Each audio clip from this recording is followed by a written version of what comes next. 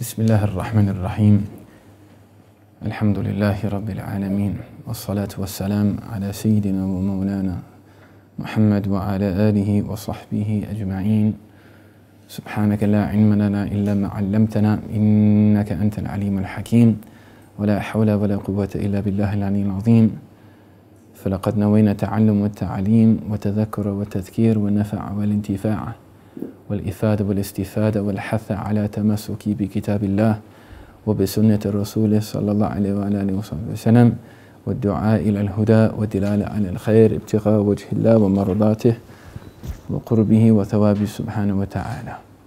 الحمد لله. السلام عليكم. الحمد لله. Do we have anyone to keep track of time? 2:47. Okay. Subhanallah, I need to change my clock. Forgive me, my body clock's way off. That's my excuse at least. 2:46 is a lame excuse. Alhamdulillah. So, the intention, the objective for us gathering this afternoon was to hopefully explore something of our tradition as Muslims. It's something which is often perhaps not fully comprehended, often abused, and often misused, and often misinterpreted. And it's for a greater, for the purposes of and the brevity of time, I'm going to use the word the spiritual tradition. And just to clarify that, what I'm talking about is that which is to do with a certain part of our makeup as human beings. We are part light and we're also part clay. And often in contemporary society, there's only the recognition of the clay. So it's this coarse physicality, it's this kind of heaviness. And when that light component is neglected or not fully nourished, what starts to happen is there becomes an imbalance even in the realms of the clay. Now what we mean by clay is that's the base component, but it also affects our minds, our rationale, the decisions that we make, the choices that we have in our lives. If there isn't an inward harmony, what starts to happen is we make the wrong choices, and we make probably, you could say, like overly zealous decisions which are often hasty. So, as Muslims, the Prophet ﷺ, he taught us this balance. His sunnah is inherently balanced. That's the meaning. Sunnah linguistically means a path. And a path, if it's authentic, should lead you onto a destination, to a goal. You don't just go on a path on a road to nowhere. It's leading to a goal. So understanding that destination, what that means. Then also, if we unpack the term spirituality, what does it mean? It's that which pertains to that reciprocal point, that place within every single one of us, which is able to contain that light and intuit something deeper. Everyone has this. It's not just that not only the Muslims have souls, everyone has a soul. And we need to understand this. So the term in Arabic for soul is ruh. It's a really beautiful word. Ruh sounds spiritual. Like there's a lot of onomatopoeia in the Arabic language. So the way you enunciate something is also similar to the sound. So for example, wind in Arabic, one of the words for wind is rih. Rih. Balbala means just like gobbledygook. Balbala. There are many examples of this. There are some wonderful studies of the Quran in terms of its the harmonics of the Quran, like how the actual intonations and elongations of certain words, because it's the recital. It's not just a dry, solidified text. It's a recital. And that's why the science of tajweed is from the verb jawada, which literally means to beautify your recitation. And what that means is to make it as much like the recitation of the Prophet Muhammad, peace be upon him, as possible. That's the standard of beauty. So it makes a difference when you elongate or when you don't elongate. You know, if you say wala dhalin, it doesn't have the same resonance upon the soul. So our tradition is one which is holistic. It's one which is appreciative of that component within us. And today it's been called an intensive. Hopefully it's not going to be too intense. And hopefully it's going to be an opportunity to exchange and share and deepen and explore something of this tradition. So the real objective of today is that we have the opportunity to share and deepen and even just acquaint ourselves with something of this component of our religion. Now, as Muslims, the concept of authenticity is really central to our faith. You know, how do we're a tradition of sanad, of unbroken transmission, all the way back to the Prophet sallallahu alaihi wasallam. And the early people around the Prophet sallallahu alaihi wasallam, they would say, were it not for this institution of sanad, which literally means a link, like a chain, then anyone would have said whatever they want to say. Now you could say, well, in an egalitarian society, that sounds quite diplomatic, that's nice. Absolutely, but also you're not going to have any Tom, Dick or Ahmed performing open heart surgery on you if you needed that kind of, God forbid. And the point being is that it requires an element of expertise, of training, of discipline. We're not like within certain realms of other faiths whereby it's actively trying to keep the public away from learning. You know, we'll keep it in Latin so nobody knows quite what we're doing with them. We don't have that understanding. The Arabic is there for everyone to learn. However, it does take a formal study. It does take an element of, you know, ليسوا سواء. هل يستوي الذين يعلمون والذين لا يعلمون? Allah says in the Quran, are they the same? Those that know and those that do not know. يرفع الله الذين آمنوا والذين أوتوا العلم درجات. Allah raises those who believe and those who He's bestowed knowledge upon in degrees, in levels. So with Allah, there's not really a democracy. Allah does prefer some people over others. However, that's something which is only known by Allah. And the adab, the etiquette in engaging in sacred knowledge is to always be in a place of humility. In the desert valley in which I live in, obviously people's analogies and the linguistics, the linguistic devices which they use are shaped by the environment around them. So for example, if you're in Brisbane, you may have certain like turns of phrase which are contextually appropriate to your environment. You know, like even in Cockney rhyming slang, you know, like a Ruby Murray, that means a curry. You're not going to know that if you're not from the East End of London. It's not going to make any sense. And the same, so in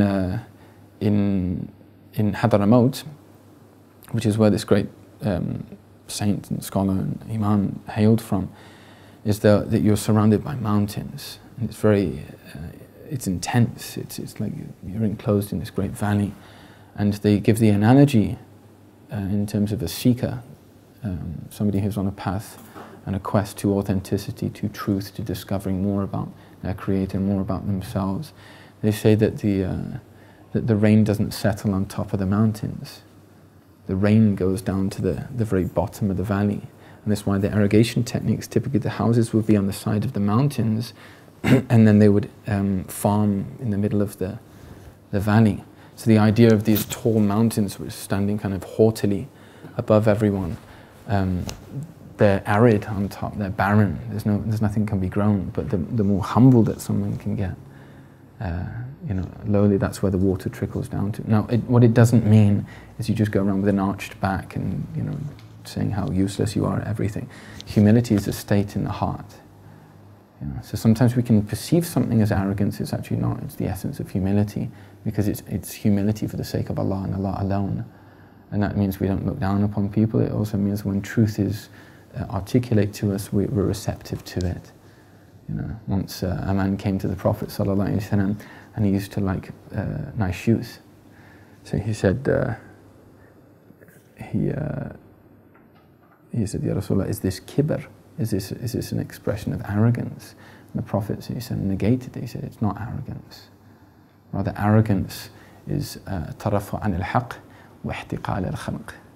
It's to literally, tarafu, literally from the word rafa, to stand tall in the face of truth, meaning you're not receptive to truth. Like, who are you to say that to me? That's one of the biggest articulations of the ego. It doesn't matter who you are to say that to me. If it's a truth spoken, then my soul should be receptive to it. And that's what's called tarbiyah, spiritual training. So it's to look down at the face of truth and not be receptive to it, and to have to be derogatory towards people, to look down upon people. I think you're better than anyone, so that's arrogance. If someone doesn't find that, go and wear the nice, best, swag that you want, but just keep it real with Allah subhanahu wa ta'ala. So this is all things to do with the soul, because you can't see these things. You can't see arrogance. True? And someone could say, no, I can tell if someone's arrogant, and that's problematic in our tradition.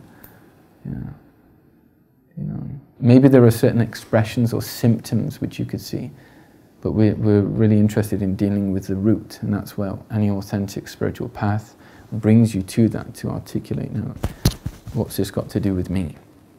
Now, prior to just beginning the text, I really wanted to express something, that it's not about the text. It's not about, our tradition isn't about like, I completed this book and I got ijaza and therefore I've attained something. Authentic sacred knowledge in our tradition is predicated upon transformation. That it's something that, for example, if you're drinking something and you're still thirsty, then it's not performed its purpose, even if you bought whatever you were drinking for a large sum of money. If you're eating something and it's not nourishing you, if it's not healthy, if it's not replenishing you, then it's not doing its job. So sacred knowledge, if it's true, if it's authentic, if it's real, should permeate at the level of the soul to such an extent it moves and activates into a place of transformation. Now, that's our intention, because that's not up to us to do. Only Allah can do that. It's not the role of the teacher, it's not the role of the student. All we can do is expose ourselves. So the sunnah of our Prophet ﷺ, he was his practice, when it would rain, that he would expose himself to the rain. He would take his hat off and he would say, "Hada hadith min hadith al-Ahad bi Rabbi." This is like from the fresh creation of Allah. Just that realization of everything coming back from this source, and he was living this, sallallahu alaihi wasallam. Now, if we following in those footsteps, what we do is we expose ourselves to those rains, those metaphysical, those figurative rains, and that's why we're all sat here today. We're not sat here, hopefully, because we didn't have anything else to do on a Saturday afternoon. We're sat here to discover and to learn and to, maybe just acquaint ourselves a bit more with this incredible component of our tradition. That's the first thing. The second thing, in terms of, we talked about authenticity, where do we root this? What's the ideological, the genealogy of this book? Where does it go back to? What's its source? And we can say this is from a hadith, where a man came out of the desert, and he was wearing a pure white garb, and he had jet black hair, and he had no traces of travel upon him, even though travel in Arabia in those times, even in this time, means that you're going to get dirty, because you're on the back of a camel, you're under the sun, there's sandstorms. So this was something which was strange to the people around the Prophet ﷺ, because in a traditional pre-modern culture, you knew the people of your village or your town. There was a real community. We weren't these kind of isolated atoms that haven't yet formed a molecule. We were able to exchange, and this was part of, this is the tradition of humanity from the onset. Now, so he came into this, the gathering, the Sahaba was sent there. Umar narrates the hadith, and he sits next to the Prophet ﷺ, and he places his knee on his knees, and he places his knees next, like literally touching the knees of the Prophet ﷺ. And he looks to the Prophet ﷺ, and he says, "Akhbarani ala al-Islam," like, inform me about Islam. Tell me what Islam is about. And the Prophet ﷺ said it is to believe in the oneness of God, that I am the messenger of God. It's to establish the prayer. It's to pay the charity, the apportioned amount of charity, the zakat. It's to fast in Ramadan, and it's to make the pilgrimage to the sacred house, the Kaaba, for the one that's able to find a way. The man responded by saying, Sadaqta. You've spoken the truth. It's like saying in English, you're correct, you're right. And the Sahaba found this really perplexing. Like that somebody would just rock up out the middle of the desert in this kind of form and then, ask the Prophet ﷺ a question and then affirm that he'd spoken something of truth. But their Adab didn't permit them to go, wait a minute, what's going on here? They were absolutely quiet, and they just listened with courtesy and respect. He then said, أخبرني على الإيمان, inform me about Iman, which you can translate as faith, the process of faith, what we believe in, basically. And the Prophet ﷺ, he said it's to believe in the oneness of God, it's to believe in his messengers, his prophets, it's to believe in revelation, divinely revealed revelation, it's to believe in angels, angelic beings, unseen entities, realities, but to affirm belief in them, and to believe in the last day, Yawm al-Qiyamah, and to believe that all good and all perceived evil is ultimately sourced in Allah, it's from Allah. Nothing slipped out of the control of Rabbil Alameen. And then he said, Sadaqt, you've spoken the truth. The Sahaba by this point were really kind of, Then he said, inform me about Ihsan. What is Ihsan? We were saying previously that Ihsan comes from the root, is from like Husn, or something which is Hasan, Ha, Sin, Nun. This semantic root, typically, it means something of beauty, or perfection, or proficiency, or excellency. It's this kind of semantic field. So the word Hasan means beauty. Hussein means the smaller beauty. Because you have Hasan, you have Hussein, who was...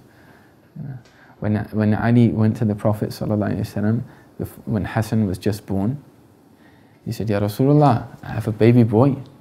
The Prophet was delighted. And the Prophet he said, what have you called him? He said, Ya Rasulullah, we want to call him Harb. Harb in Arabic means war. Because the Arabs were warriors, they were warring, they were just within their makeup, they were great, these great knights of Arabia. And they said, we called him War, and the Prophet laughed. He said, his name is Hasan, his name is beauty. But if you look at the gentleness, the way the Prophet came to these great desert warriors and just made them so gentle, we can't underestimate the power of the verse in the Quran, كُتِبَ عَلَيْكُمْ الْقِتَالِ وَهُوَ كَرْهٌ لَكُمْ. Like fighting, like war has been prescribed for you in its particular context. It's not vigilante violence. There is a legislated martial component to our tradition. However, that's always appropriated with very distinct balances and details. وَهُوَ كَرْهٌ لَكُمْ, and it's disliked to you. Now, if you understand the context of the Arabs, pre-Islamic Arabia, war was not disliked to them. They loved war. They loved fighting. They would fight over, somebody like looked at them wrong. It sounds like Manchester. You look at someone the wrong way, and all of a sudden, it's war breaks out. But that was the environment. But why is it now disliked to them? Because of the training of the Prophet, because of the principles of which he instilled in these polarized people, So, Husn, Ihsan. Ihsan is this process of, you could say, spiritual proficiency or excellency, beauty in the way you practice your faith and your Islam. So there's three components to the deen. We often talk about Islam. This is why I really have problems with this word Islamic. Like, I want to be more Islamic. Like, it makes it, all you've said, really, if we reflect on it, is you want to improve the look. Kind of like modify the shell. But we have three components to our tradition. We have Islam, which deals with formal practice, approach to devotion, how we pray, how we fast, and this is Islam. We also have Iman. So where is our Iman at? The spiritual tradition is all about yaqeen. It's about building this certainty of faith within the soul. And that is something which you can't test for, you can't categorize. It's just a reality which Allah thrusts in the hearts of somebody that He loves. And then you have ihsan, which is the completely neglected side of our tradition. And when the Prophet ﷺ was asked about this, what is ihsan? What is within this belief, within Islam, what does ihsan mean? What does it mean to be authentically spiritual, to have a spiritual beauty or perfection, And the Prophet ﷺ, the prophetic definition is incredible. He said, هو أن تعبد الله كأنك تراه وإن لم تكن تراه فإنه يراك. It's to devote yourself to your Creator to the point it's as if you see Him. Like, it's so immediate, it's so intimate, it's so intense. That's the pinnacle of our tradition. It's as if you see Him. Now, we're not talking with the eyes, we're talking about with the heart. That you feel His closeness, you feel this, which is a very elated state. It's a very, very high maqam in our understanding. And then he said, وَإِن لَمْ تَكُنْ تَرَاهُ فَإِنَّهُ يَرَاكَ. And if you don't see Him, meaning you're not of that caliber, you've not yet achieved that kind of presence, just know that He sees you. That's called muraqabah. The first is known as mushahada, and then you have muraqabah. Muraqabah is a practice to understand that when you're praying, okay, you're being watched. And it's not in the way that you could watch someone else. It's not like you to look at your own prayer. This is Allah, al-Basir, in which there is nothing which is veiled from Him. So He can even see our thoughts, see our feelings, see our hearts, see those things deep within the depths of our souls and deeper. He knows يَعْلَمُ السِّرَّ وَأَخْفَى. He knows the deep sir, this deep essence of the human being, and what's beyond. A depth and a profundity which we can't even begin to imagine, let alone understand. Jalla Jalaluh. He also hears, and this is a unique hearing. This is a hearing which is comparable to absolutely nothing. This is perfect hearing. He hears everything. He hears everything which has already been, and everything which is yet to be. So when you start to understand that, and when you're praying to Him, or you're seeking that presence, that intimacy, is to understand that He sees you. Tamam. Allahumma salli ala Sayyidina Muhammad. The book that we'll be inshallah taking from today, hopefully it's not going to be a dilution, it's going to have to be somewhat distilled though. So it's going to be like the espresso of the spiritual world, the spiritual tradition. Hopefully what we can do is at least get in some kind of acquaintance to this path. And they call it a path because it's representative of a journey. It's not, spirituality in our tradition is not like you turn on a switch or you make a magical dua and all of a sudden you become a saint. It doesn't work like that. So we have to understand that this is now something which we're engaging with the intention for transformation. Well, I don't want to transform, I'm quite happy the way I am. Well, let's unpack that further. What do we mean by transformation? To be a better human being. Who doesn't want that? I'm fine with the way I am. Okay, but there's always room for improvement. Alhamdulillah. Even the Prophet ﷺ always asked for, they say that his istighfar, when the Prophet ﷺ would ask for forgiveness, it wasn't because of sin, he was infallible, but they say it was actually to make, ask forgiveness for the previous state, because he was in constant ascension, in constant increase, in constant refinement. Allah was just, and He still is now, sallallahu alaihi wasallam, in His experience of Allah. There's no end. وَإِلَىٰ رَبِّكَ مُنْتَهَاهَا. And unto your Lord is its end. And if there's no end to Allah, then there's no end ultimately to the spiritual path. It just goes deeper and more profound and more intense. Now, as we'll see, spirituality in Islam is inherently practical. So one of the things, I remember my mum once said to me, she said, I'm not really spiritual, I'm more of a practical person. I said, they're the most spiritual of people. Because spirituality in our tradition is not to become some kind of hermit and live in some backwater for the rest of your life. It's actually to be in and amongst the society. It's to do with the fulfilling other people's rights and performing one's duties in an exquisite way. This is very important to understand. So we're going through a book now which is translated as Good Manners. It's probably appropriate, as we've spoken about Sanad, to give a brief introduction to the author of the text. Now, he most likely would not have seen himself as an author, but rather as an inheritor of a tradition. So this is a concise, very concise, this is actually the text here. It's a distilling, not a dilution, of this methodology, of this practice. So when the Prophet ﷺ informed Jibreel, which turned out to be about ihsan, we've got to understand that wasn't where it ended. He educated and he taught his ummah about this. How do you get into that presence? How do you worship Allah as if you see Him? So it's not just these kind of like slightly abstracted, distant goals. They were made tangible and practical through a methodology.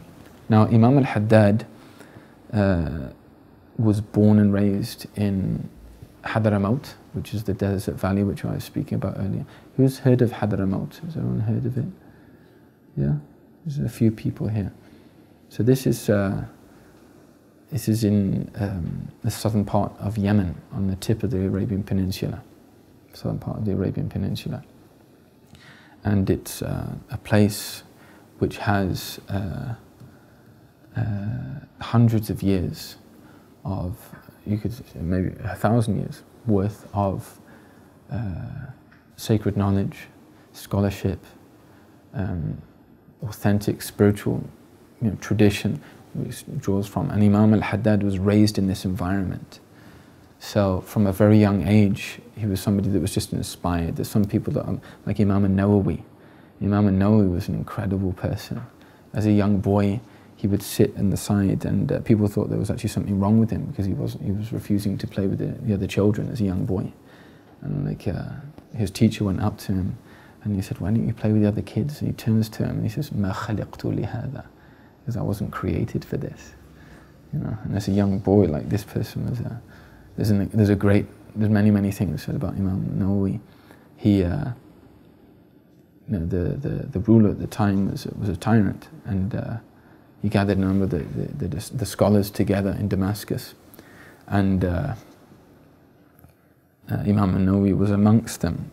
And it was almost just like a formality. He'd get people together and say, like, "So, how am I doing?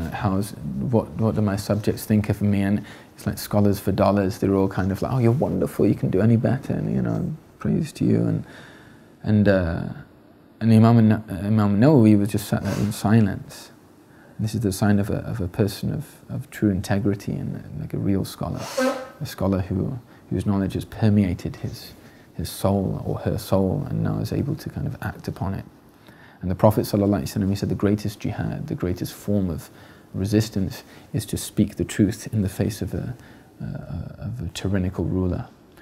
And that's obviously with its understanding and its balance. Now, Imam Nawawi was in that position in society that was incumbent upon him. But as we saw for the rest of the people, they were all just, waiting where the next check would come in, and they didn't mention to the ruler.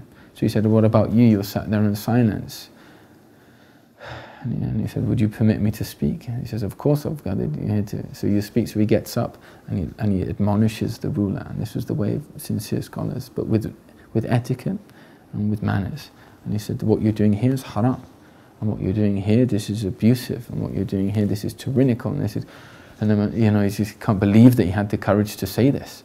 And he kind of lose his face in front of everyone. And he says, "Just take him off the diwan, take him off the payroll." So like, okay, he's not on the payroll. They said, "Well, take him out of his, he doesn't own anything." They say all that Imam Nawawi owned was his headgear and a robe. Even his books he borrowed and he gave them back towards the end of his life. Complete zuhad. So he was another inheritor of this tradition. There are many inheritors from east to west. This is not something which is cultish. So when we talk about a spiritual path, we're not talking about a cult. We're talking about a broad, tradition which spanned the ummah from east to west. You'd find it in Andalusia in southern Spain. You'd find it in Morocco. Much of the links of this tradition from Imam al-Haddad, they go back to Morocco, and they go through Egypt, through Tunisia, through Algeria, through Libya, and then you have the Hijaz You also have even the Caucasus. And you would have expressions of this preservation throughout the Muslim world. In Nusantara, you'd have it, so Indonesia, Java. You'd have it all the way through into southern Thailand. You'd have it in copious amounts in China. China has an ancient, or a very old presence of indigenous Muslims. Even in the Philippines. And what Imam al-Haddad had was, he was really bequeathed this great amount of this inheritance, and he was able to renew and articulate this tradition in a way which is meaningful for the people. Now, one of the things that's important, because he lived over 360 years ago, why is that relevant to us today? It's because these people, they only speak in terms of that which is absolutely relevant and that which resonates at the level of the soul. So it's not about particularities or details, but he's speaking to the soul. And we, as human beings, we're the same souls as we were before. That's why we can, Rumi talks about being careful of the inner Pharaoh within you. Allah didn't talk about the Fir'aun in the Quran just to, oh yeah, that guy back in Egypt way back when. It's about, if you have this tendency, which we all do, pharaonic tendencies, and these great archetypes in the Quran, And they say like a man will be raised amongst the tyrants on Yawm al-Qiyamah. And when he said like, why? I wasn't given any dominion. And he said, no, but you were a tyrant in your home. So it's not, it's just one person was given this huge amount of responsibility. Somebody's responsibility was different, but the way things, the fruits are the same. So Imam al-Haddad was similar to Imam al-Nawawi. His grandmother used to take care of him, and she would come and find him sat not playing with the kids as a young boy, and she would get worried about him. So what he used to do is, when he would hear her coming down the steps, he would start to pretend and start to play with the other children.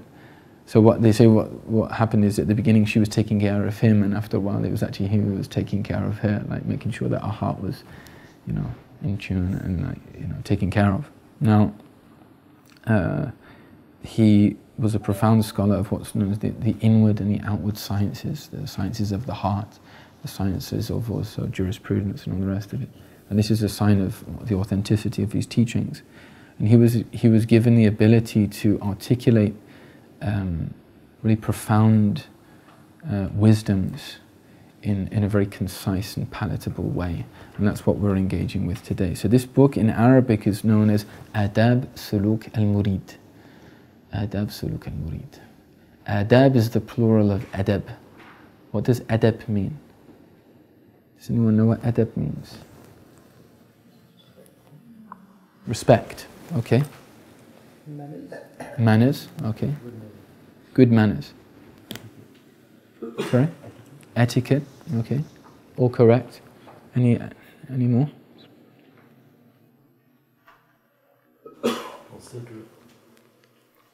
Yeah, adab definitely is related to consideration. Anything else?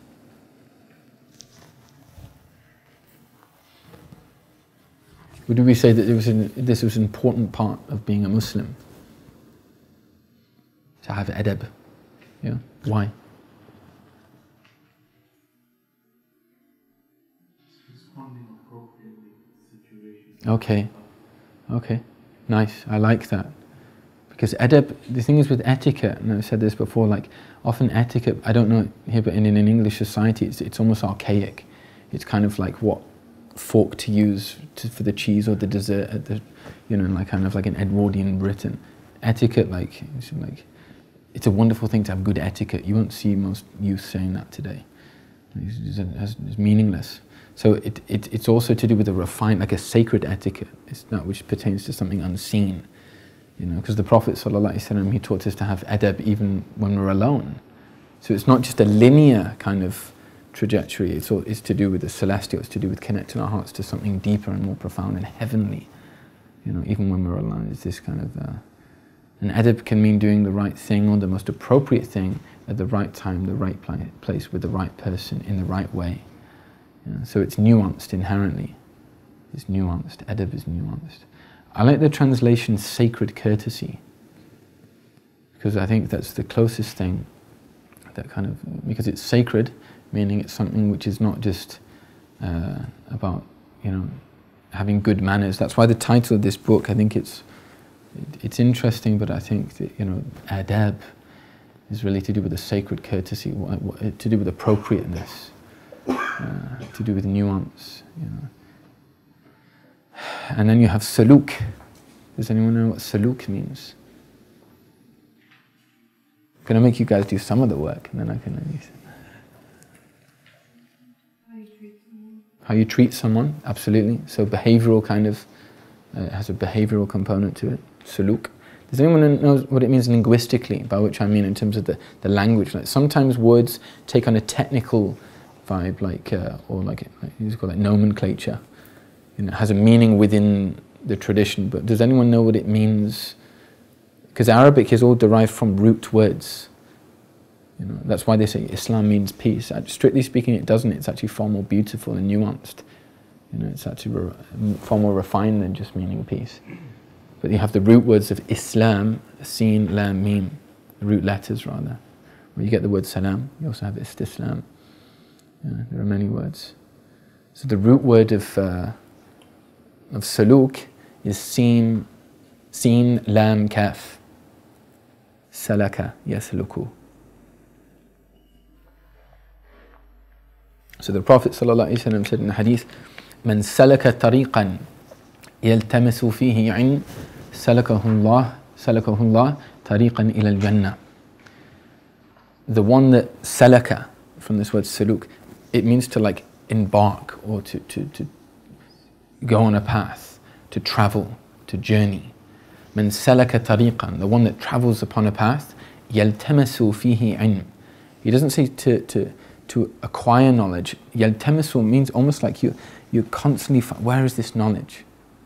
You know, the wisdom is a lost property of the believer. Wherever they find it, they pick it up.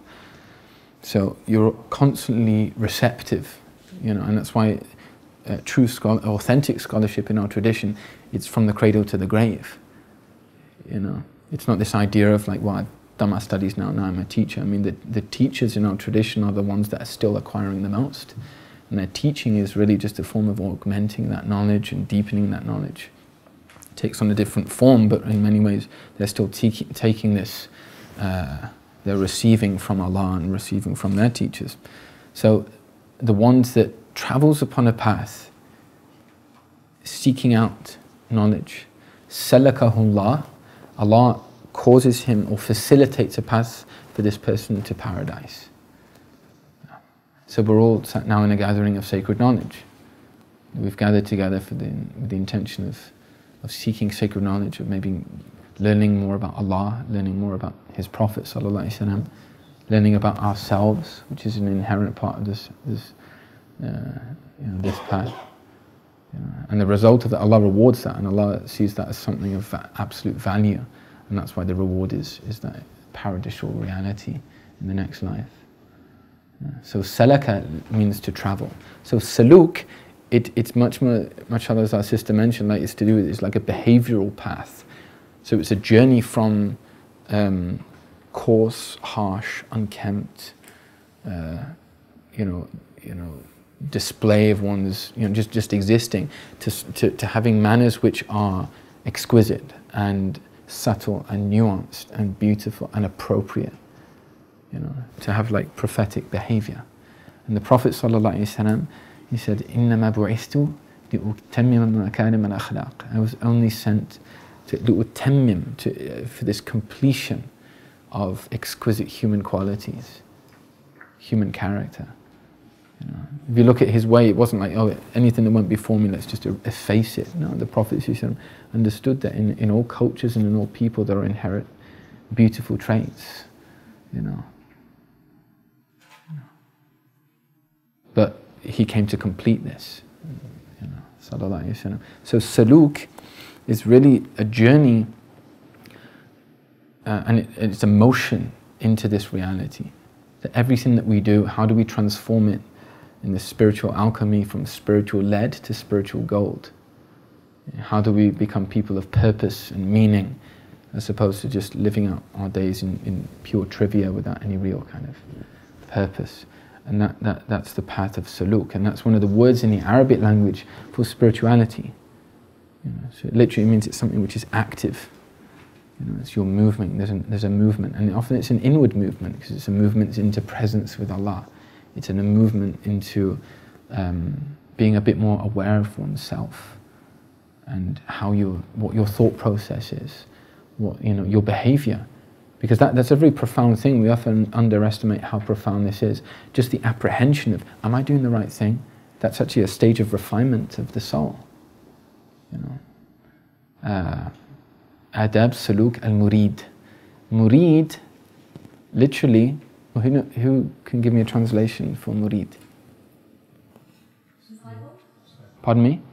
Disciple, yeah, it's a good translation. What does that mean? I mean, if you said that to me before I became Muslim, it would sound like Jesus' disciples, huh? Student. Pardon me, I didn't hear. To follow, okay. Okay, yeah, has that connotation. Does anyone know what it means linguistically? So, pardon me? To acquire. Acquire. So, yeah, so it comes from the word irada. Irada. Irada is a will or a desire, a want. So it's somebody who's actively seeking something. The murid is the one that wants something. Hal turid hada? Do you want this? That's how you say that in Arabic. Ana urid, that's one of the first things you learn, just to satisfy the ego. Ana urid hada. Ana urid ma. I want some water. Uridu. So the one that wants is the murid. He's in a state of wanting something. Yeah. Now, what does the person want? You have to want something, surely. You just kind of want stuff. What's this a murid of? Because it's very important to this book. The person is, you could say, they're a murid, or they're desirous of acquainting themselves with their akhirah, with the reality of what does all this mean. They're a murid of knowing how to have more applied, practical, applied and practical existence, to their daily lives. How do I make this all more, meaningful? They're perhaps a murid of sacred knowledge. They're a murid of learning more about the Prophet Muhammad sallallahu alaihi wasallam. All these things there's an active, intentional state in the heart. Now, ultimately, all of this comes under a grand umbrella, and you could say the person is a murid of Allah. They're desirous of their Creator, because you don't want the akhirah for akhirah's sake. The next life, why? Why? What's the reason for doing that? Oh, because it's a good thing to do. That's when it becomes problematic. It's only Islamic. I want to be more Islamic. Why? If it's for the sake of Allah, then that's something now that's more meaningful, more real. Now the murid, in reality, is the murad. The murad is the one that's being sought. And this is now pertains to a very important, you could say, a credo, a spiritual principle, that if you have the slightest inclination that you want to learn more about and re-engage more with your faith, to learn more about your own self, to have more of a heightened awareness, to discover maybe more about who Allah is, that ultimately that's not from you. That's from Allah. And that's Allah pulling a person in. That's part of that activation. So in reality, this is only figurative that you're the murid. In reality, you're the murad. You are the one which is being sought. You're the one who is desired. And who's the murid? Allah. Allah is the one that's bringing. It's narrated to Rumi. It's the meaning of the saying, what you seek is seeking you. What you seek is seeking you. This is so amazing. Kind of like the consciousness starts at, wow, so I'm here. Allah's brought me here. Absolutely. Can everybody hear me now? How? How can you hear me? Because Allah calls you to hear. And if Allah took away your hearing for one moment, you wouldn't be able to hear anything. Can everybody see me now? How? Because Allah is constantly creating your ability to see and comprehend and understand and internalize. It's all about Allah, Jalla Jalaluhu. So how do we piece all this together? We've broken it up. Adab, Suluk, al-Murid. It's the spiritual or the sacred courtesies upon the path of the one who wants Allah. The one that is desirous of learning more about their Creator. And when it's put like that, who couldn't want to be in on that? I'm not really interested in that.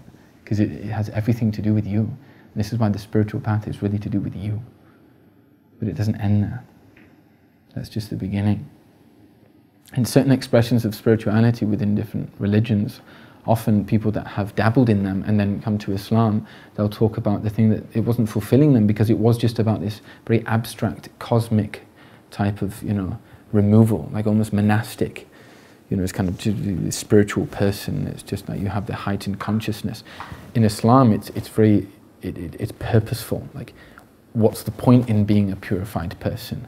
It's not just about being a nice bloke, a nice guy or a nice girl. Why? It's so that your heart can become so supple and receptive to recognition of the one that created you, which creates love. Because there's a knowledge which we can learn about Allah within the realms of, you have Islam, Iman and Ihsan. Iman is Aqidah, it's actually quite straightforward. We believe that God is one, but how do you experience that God is one? Very different. Like, you're not going to ask any Muslim and they're going to be like, well, maybe 3, maybe 4. You're never going to find that. That's something that all the Muslims believe upon. قُلْ هُوَ اللَّهُ أَحَدٌ. Allah is one. But there's one thing saying that and then experiencing that. And that's something which, the Iman is within the realm of the mind, it's rational, it's intellectual. But Ihsan really unlocks the heart and the soul and beyond. So this is the title. What time are we on now?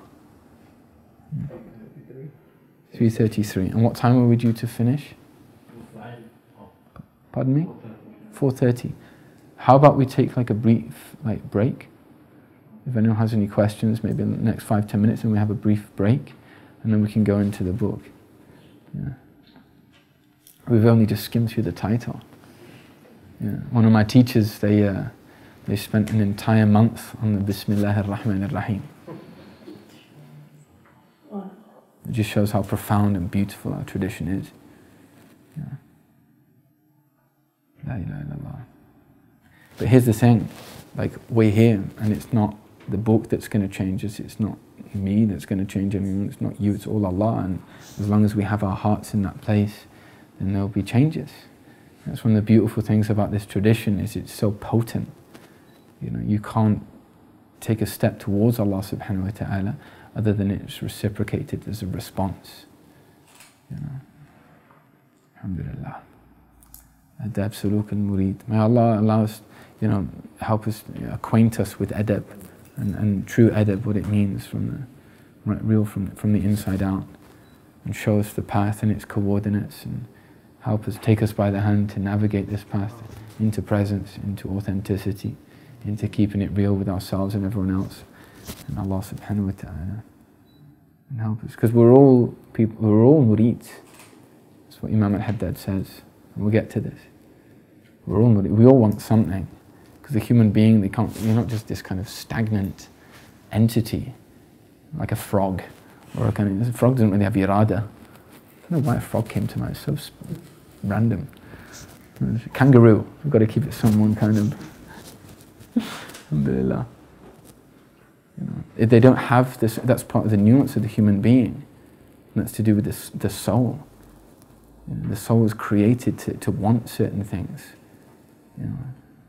That's why even with someone that, as I said, people that, if you're not Muslim, you still have a soul, so you still experience love at some level, or kindness, or pain, and that really at the level of the soul. They say, in English, sticks and stones will break my bones, but words will never hurt me. What a load of absolute garbage.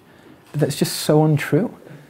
Like if someone gives you a slight, I mean, I'm not saying do this, but like if someone gives you, you can get over it, but if someone says something and it's hurtful, why? Because it scars the soul. You know, it wounds something here, and sometimes, you know, it's how wars begin. You know, it's not from sticks and stones. It's from words, or like, because words have an implication in our tradition.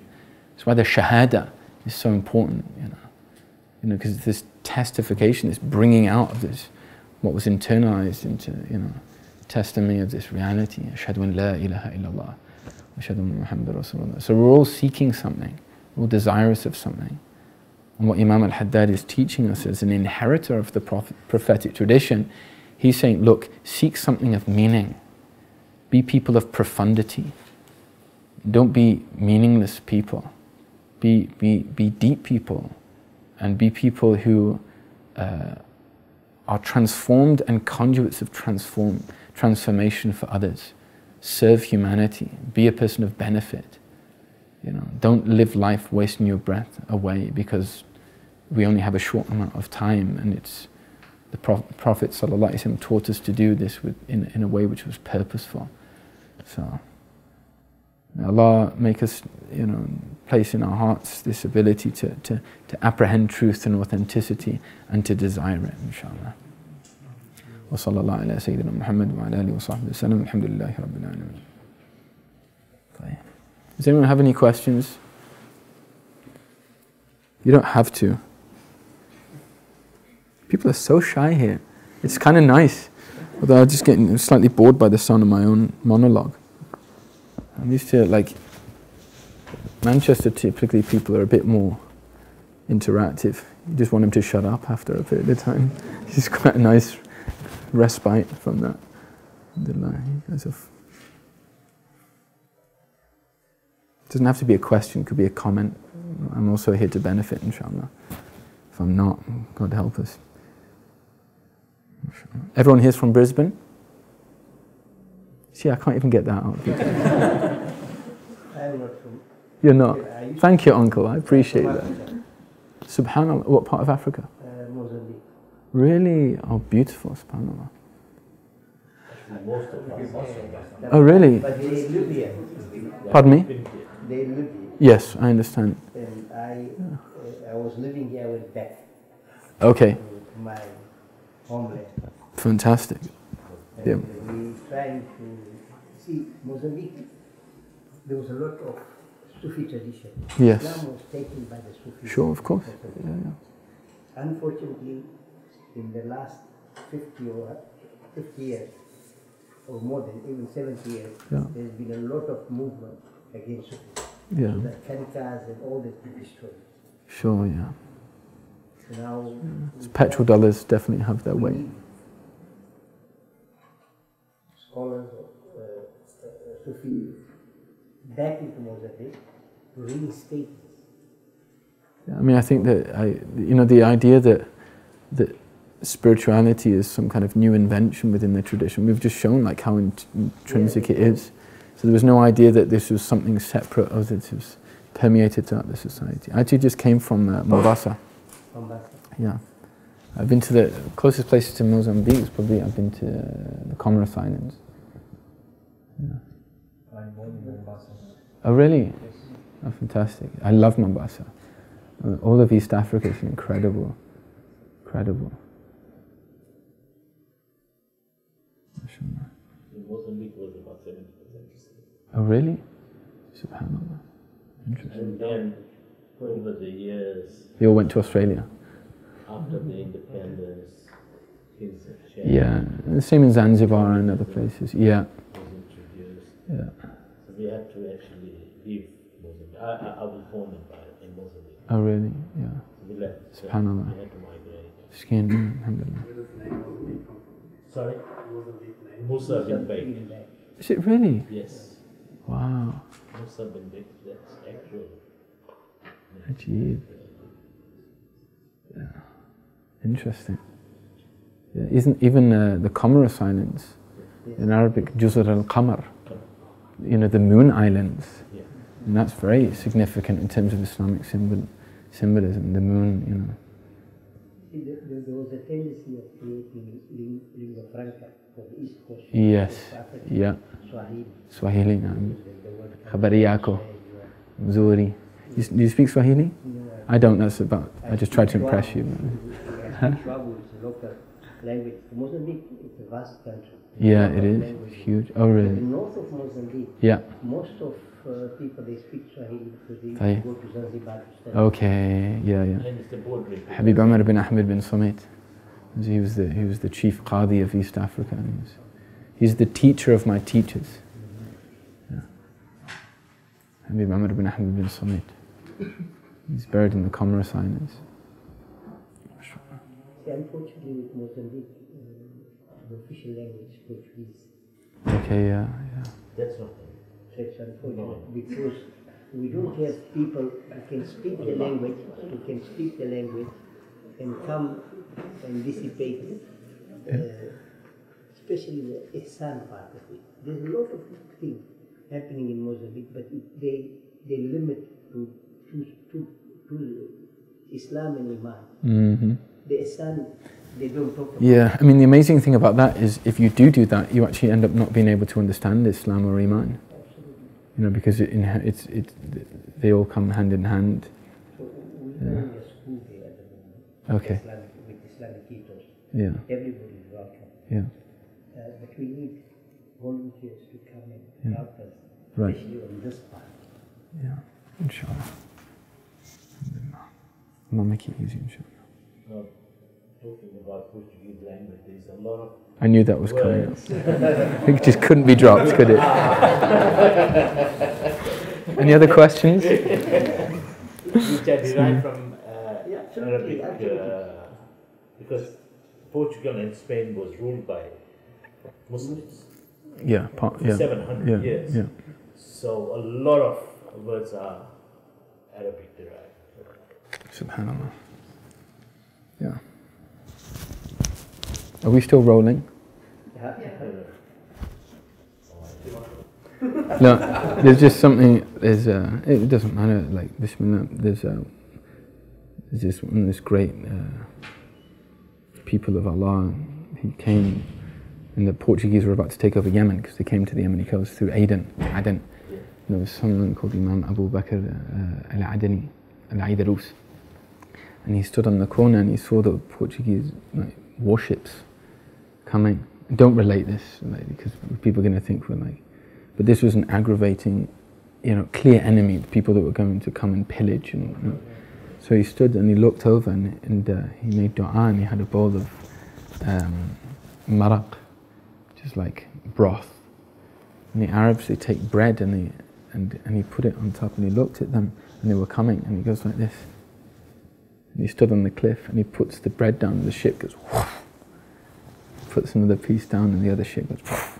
All these ships start going, he leaves a few to go back and say like, better not try anything around here. Yeah. لَهُمْ مَا يَشَاءُونَ عِنْدَ رَبِّهِمْ. They have whatever Allah wants them to do. And it's difficult to understand in a contemporary modern climate. Idea. But the concept of a miracle is actually very rational.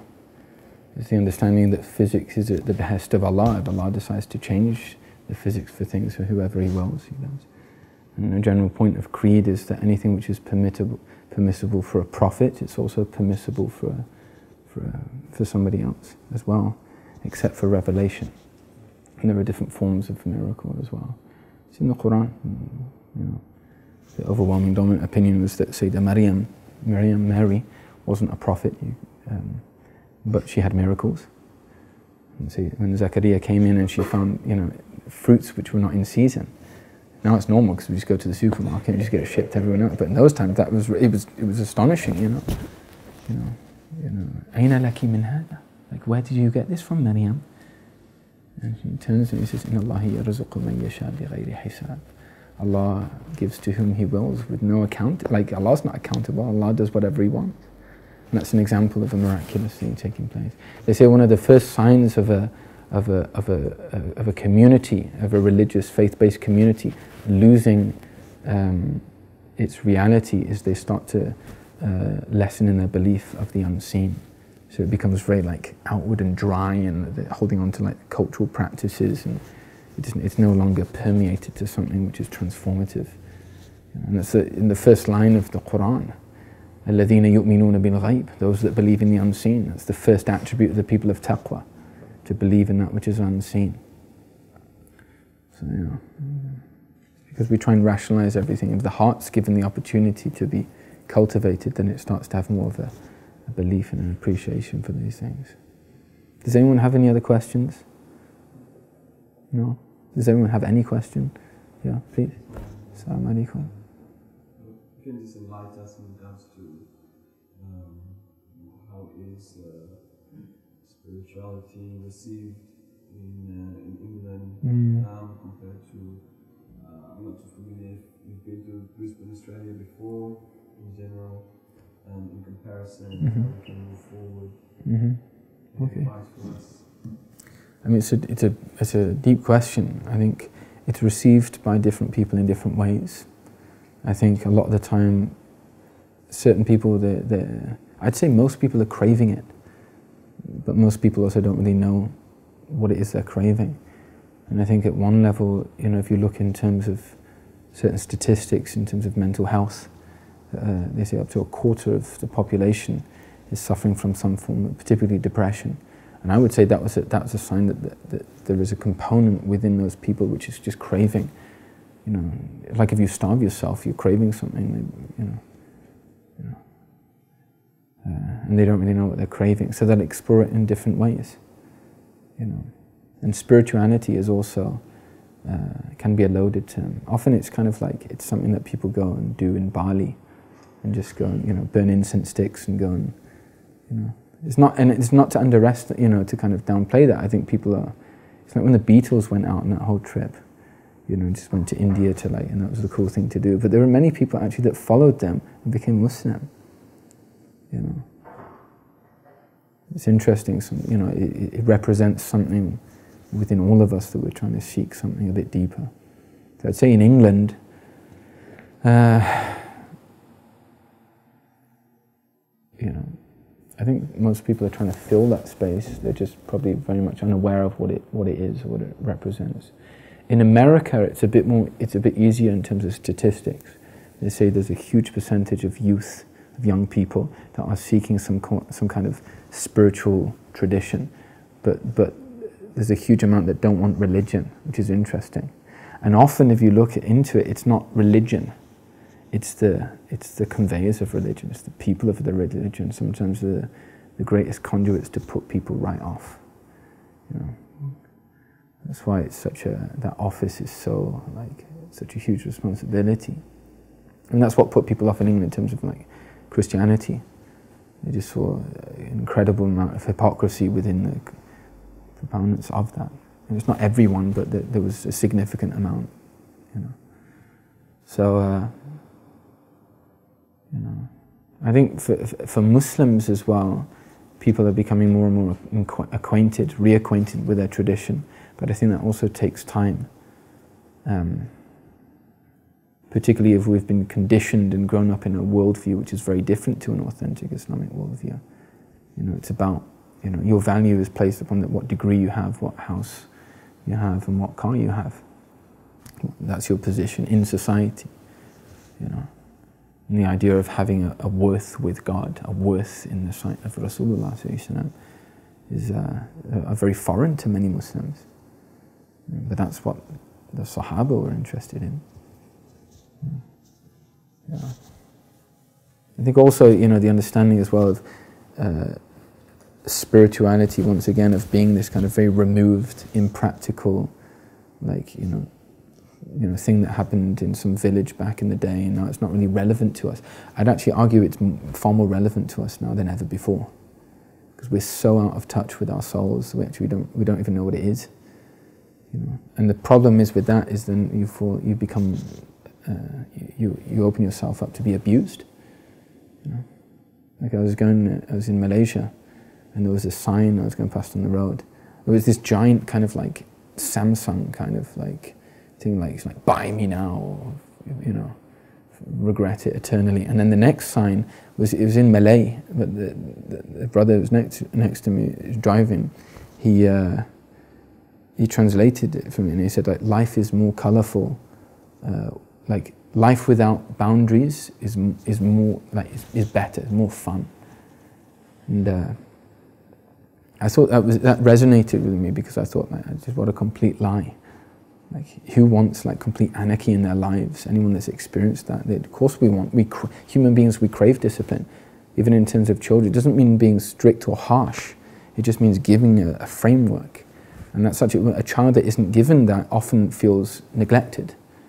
So if it's appropriated in a gentle way, children love that. They feel as though it's a sign, you know, that they're being looked after. So I think as in our societies also, you know, we have this idea of like, or rather previous societies the world over had this idea of initiation into manhood or womanhood, like coming of age, and like there's this kind of like path of, you know, the Spartans would go out and fight a wolf. You know, the first generation peoples in the States would go out and they would have an initiation process, and they'd come back as a man or as a woman. And now what we get in the UK is like 45-year-old teenagers that don't really know what it means and haven't assumed that responsibility. And that's challenging, you know. We need the framework as human beings. So I think, to answer the question, I would argue that people are craving it more than ever, but it's just they don't, you know, the Muslims all too often are not representing it within themselves and within the, you know, there's either they're too insular or they're just disinterested with that. They're more interested about the Samsung on the billboard. But alhamdulillah, there's always hope. And there's many people I've seen like convert just because of that. They're just unaware of this vast tradition in Islam. It's so profound. You know, it's really that. When we talk about Islamic civilization, typically, like, you know, the people of Allah and the scholars, they're not really interested about, like, I mean, architecturally, it's beautiful, and all of, you know, architecture, medicine, sciences, but they're interested in the root. What fueled that? Like, what was the source for that? And it was this great, like, spiritual nourishment and intellectual nourishment, which allowed people to, you know, to create these great buildings and, you know, great discoveries in, you know, whatever it was. You know, alhamdulillah. What happened to the break? There you go. Alhamdulillah. Should we carry on? If you guys want to take a quick 5 minutes? You're not going to tell me, are you? Okay. Speak now, forever hold your peace.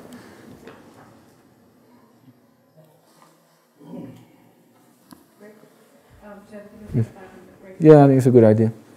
Stretch your legs. Yeah. Bismillah ar-Rahman ar-Rahim.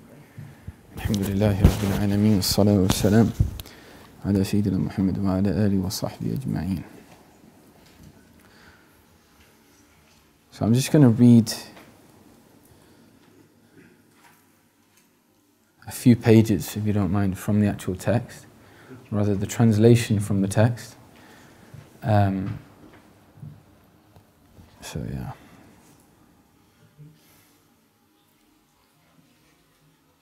If people want to read along, or if people just want to like close their eyes and just like internalize the meaning, and I don't want to do it just as a formality. We should really understand. Imam al-Haddad himself, he said that every word is cloaked with the states of the heart for which it pours forth from. So basically, when people are illuminated, when they speak, their words are similarly illuminated, and that has an impact upon the soul. So we read this. You know, typically we recite. Do you have the Arabic? No? It would have been nice to read this, because they have a tradition of reading in Hadramaut. It's almost like it's chanted. It's really beautiful. You know, inshallah next time. Bismillah ar-Rahman ar-Rahim. Alhamdulillahi Rabbil Alameen. As-salatu was-salam ala Sayyidina Muhammad wa ala alihi wa sahbihi ajma'in. In the name of God, the All-Merciful, the Compassionate. All ability and strength are only by Allah, only by God, the High, the Formidable.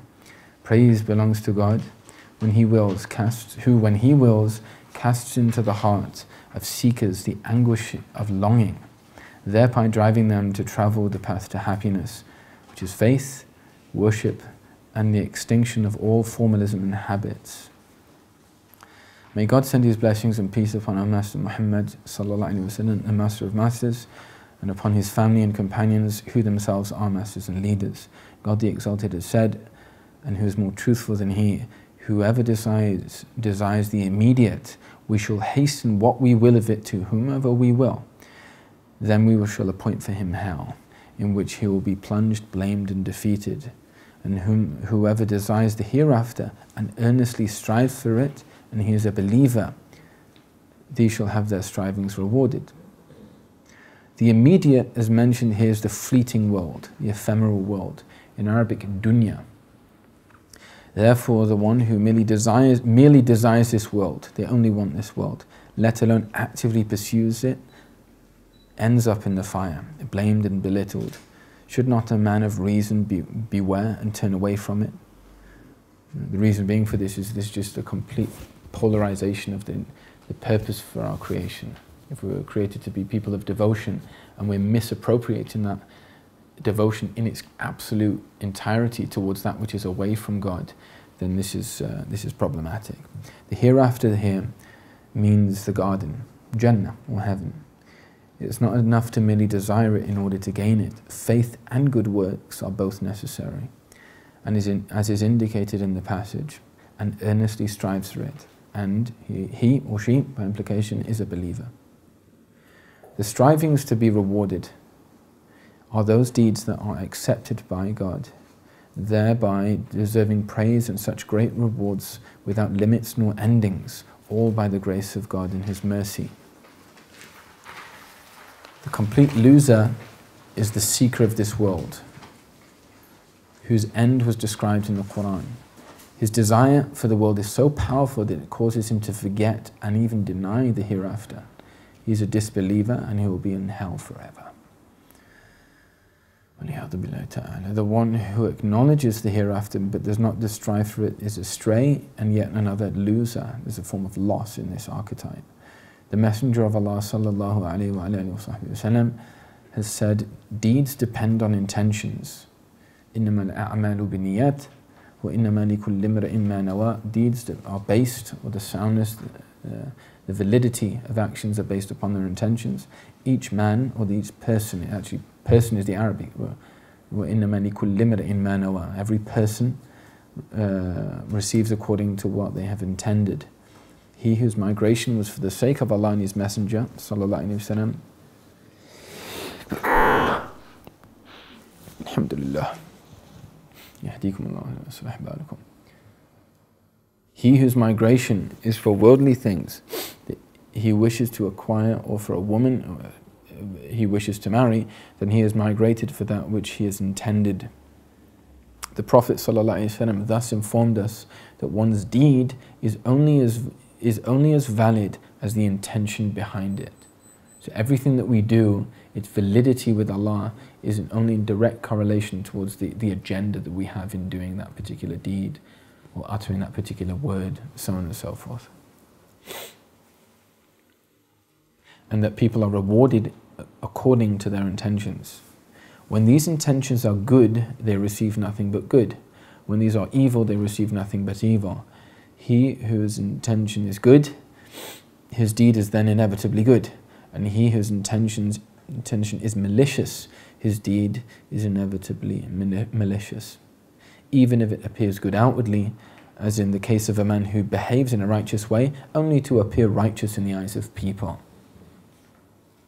The Prophet ﷺ also informed us that he who acts for the sake of God by following in the footsteps of the Messenger of God ﷺ, his reward is with God, who will be pleased with him and make his last abode his garden, Jannah. Near him, or in his company, is closeness, intimacy with the Divine Jalla Jalalu, and in the company of the best of his people. Those whose intentions are directed toward other than God and who act as such, their rewards are with those whom their intentions are directed. Those they performed for, those who can neither benefit nor harm them or anyone else. Those who can cause neither life, death, nor the resurrection. The Prophet ﷺ elected to speak of migration, hijrah, by way of providing an example. It is well known to the people of understanding, rules such as these can be generalized to all the laws of Islam, what we're talking about here, they can be appropriated to any walk aspect or any expression in our lives. And it's an archetype. You know, anything that you do, any action that you perform, it's related to the intention behind it. I now say this: know, O disciple, O Murid, O seeker, who is intent on directing himself or herself toward God, that when you requested me to send you something of our teachings, I found nothing ready that could suit your purpose. So Imam al-Haddad was asked to write this treatise by one of his students. Therefore, I decided to record brief chapters containing some of the good manners of discipleship, some of the adab, some of the sacred courtesies of the one who is desirous of their akhirah, who's seeking Allah, in an accessible manner of expression. Jazallahu khair. It is God whom I ask to benefit me, you and all other brothers and sisters, with what He will inspire in me of this matter and allow me to reach. He is my sufficiency and the best of guardians. Hasbi Allah wa ni'mal wakeel. I'm going to start now and just read chapter 1. The beginning of the path is a powerful urge of divine origin which should be strengthened, protected and responded to. Know that the path begins when a powerful urge is cast into the heart of the servant, which troubles and unnerves him and drives him towards God and the last abode.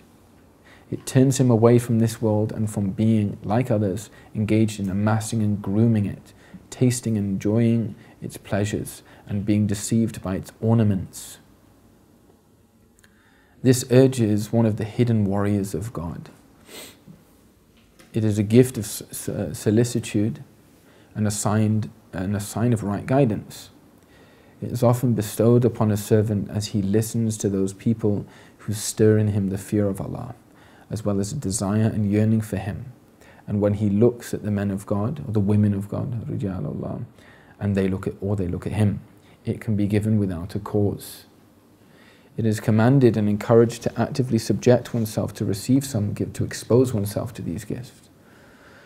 For one to expect to receive something when not standing at the door and subjecting oneself therein is foolish and unintelligent. The Messenger of God ﷺ said, your Lord has gifts in these days of your time. Subject yourself to receive them. He whom God honors with such a noble urge must know how precious it is. Let him also know that it is one of the greatest favors of God, exalted is He, such that he will never fully know how truly precious it is, nor he will ever be able to show gratitude enough for it.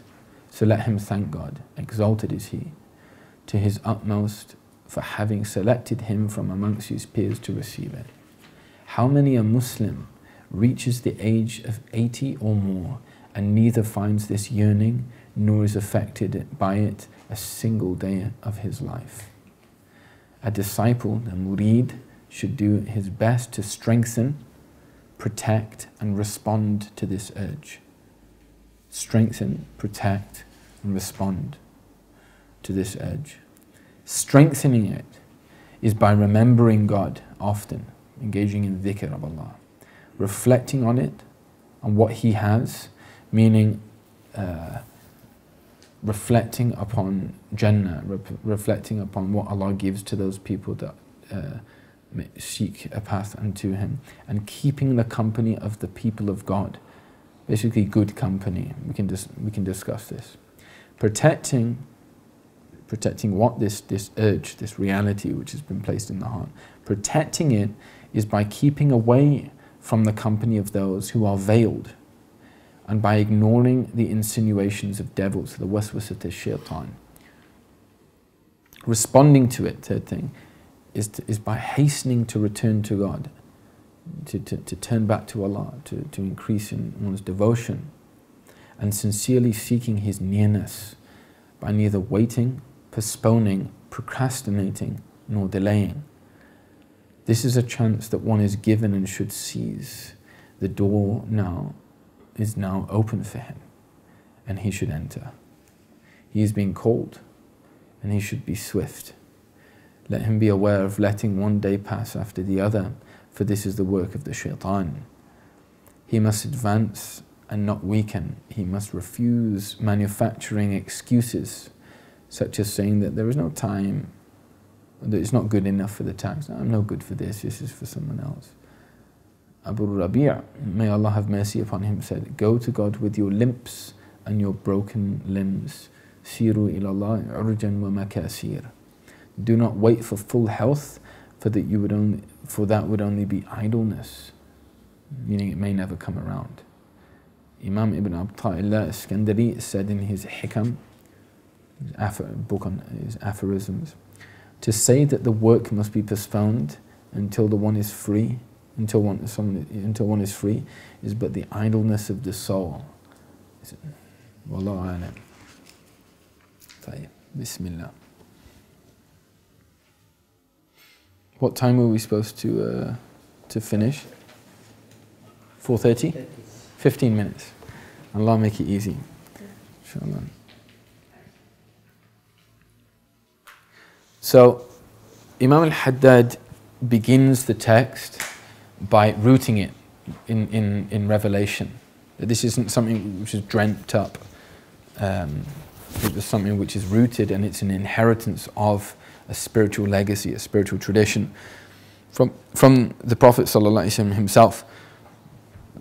And he talks about the immediate, al-ajla, this immediacy, which means the dunya. Now, dunya is an interesting concept. Dunya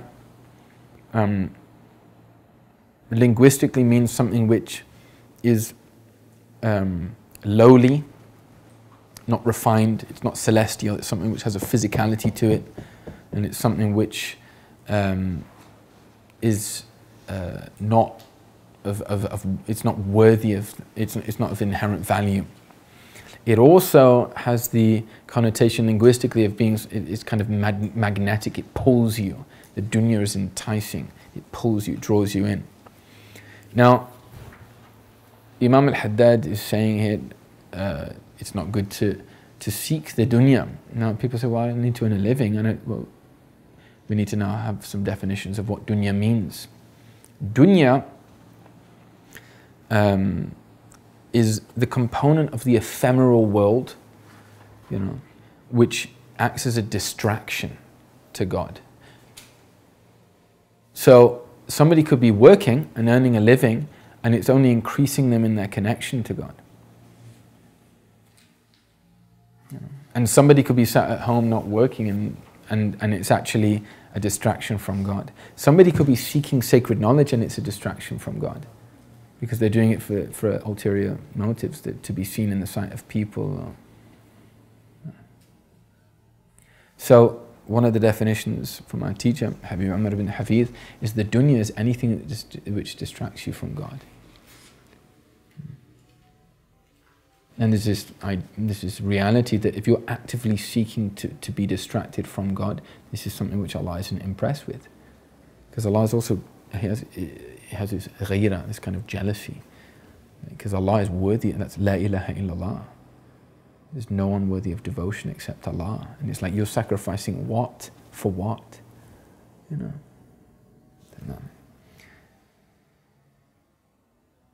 And then Imam al-Haddad says that what you to do is to seek the akhirah. Now the akhirah is representative of something unseen, somewhat transcendent, celestial. So you're getting in contact onto this light component within you, your clay and your light. If all you do is remain in the clay, you're actually abusing yourself, and only وَلَكِنْ كَانُوا أَنفُسِهِمْ يَظْلِمُونَ. Rather, we didn't wrong them. They wrong their own selves by reducing their potentiality as a human being just to the realms of clay, just to the dunya. We need to be people of light, and how do we do that? By having high objectives, high goals. This was the path, and this was the way of the Prophet ﷺ. How do we do this? Through intention. And this is one of the real practical coordinates, and it's the first coordinate. To actively do something, to do something with purpose. Why am I sat here right now today? Why am I getting up in the morning? Why am I going to work? Why am I, being kind to my parents? Well, it sounds like a nice thing to do, but where's the intentionality? Where's the purpose? What's the real reason? And sometimes we might say, well, it's obvious, of course I'm doing nice to my parents because it's a good thing to do. But that conditioning, almost articulation of that intention draws something out. And it also refines a person's approach. Because you can be around people, but it's not quality time. But if you're around somebody and you have an agenda, and which I mean is another worldly agenda, it's a positive agenda, that transforms your experience and also other people's experiences of you. So Imam al-Haddad, he says the first thing to do is to really refine this intention. One of the examples for being here today is to seek. You come here seeking Allah. You come here seeking sacred knowledge. You come here, come to a gathering of sacred knowledge to learn more about your religion, to learn more about your Prophet sallallahu alaihi wasallam, to learn more about yourself. To expose the heart to a sakina and a tranquility which descends in such gatherings, which can't be received anywhere else. And so the heart can go into a state of tranquility and movement, ease that movement into the presence of Allah subhanahu wa ta'ala. All these are examples of intentions. Allahumma salli ala Sayyidina Muhammad. And then the Prophet sallallahu alaihi wasallam, he said, إِنَّمَا الْأَعْمَالُ بِالنِّيَّاتِ وَإِنَّمَا لِكُلِّ امْرِئٍ مَا نَوَىٰ.